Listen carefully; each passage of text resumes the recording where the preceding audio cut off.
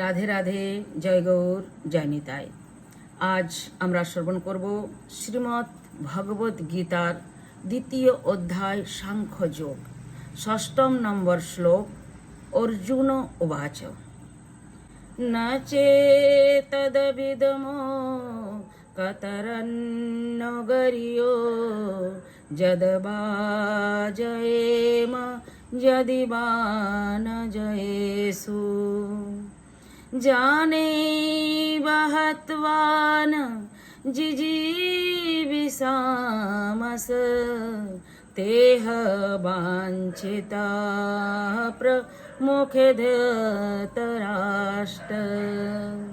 এর বাংলা অনুবাদ: তাদের জয় করা শ্রেয় না তাদের দ্বারা পরাজিত হওয়া শ্রেয়, আমি তা বুঝতে পারছি না।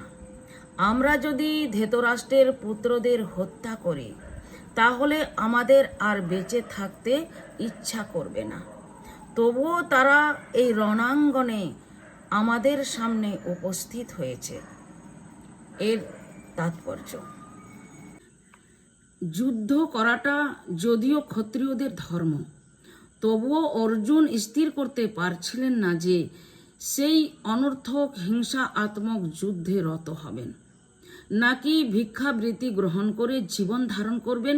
তিনি যদি তার শত্রুদের পরাজিত না করেন তাহলে ভিক্ষা করে জীবন ধারণ করা ছাড়া আর কোনো পথ থাকবে না। আর তাছাড়া যুদ্ধে যে কোনো পক্ষের জয় হবে তার কোনো নিশ্চিত ছিল না। যুদ্ধে পাণ্ডবদের জয় হলেও কারণ তাদের দাবি ছিল ন্যায়সঙ্গত।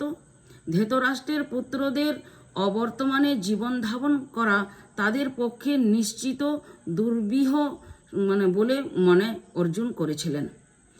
এদিক দিয়ে বিচার করলে সেটিও তাদের পক্ষে একরকম পরাজয়। অর্জুনের এই দূরদৃষ্টি সম্পন্ন বিবেচনা অবধারিতভাবে প্রমাণ করে যে তিনি কেবল মহৎ ভগবত ভক্তই ছিলেন না, তিনি গভীর তত্ত্ব সম্পন্ন পুরুষ ছিলেন এবং তিনি তার মন ও ইন্দ্রিয়গুলিকে সর্বতোভাবে সংযত করেছিলেন। যদিও তিনি রাজকীয় পরিবারে জন্মগ্রহণ করেছিলেন, কিন্তু তা সত্ত্বেও তিনি ভিক্ষাবৃত্তি গ্রহণ করে জীবন ধারণ করতে মনস্থ করেছিলেন এবং এর মাধ্যমে আমরা দেখতে পাই যে অন্তরে তিনি ছিলেন সম্পূর্ণ অনাসক্ত। এই সমস্ত সদ্গুণাবলী এবং তার গুরুদেবের শ্রীকৃষ্ণের মুখপদ্ম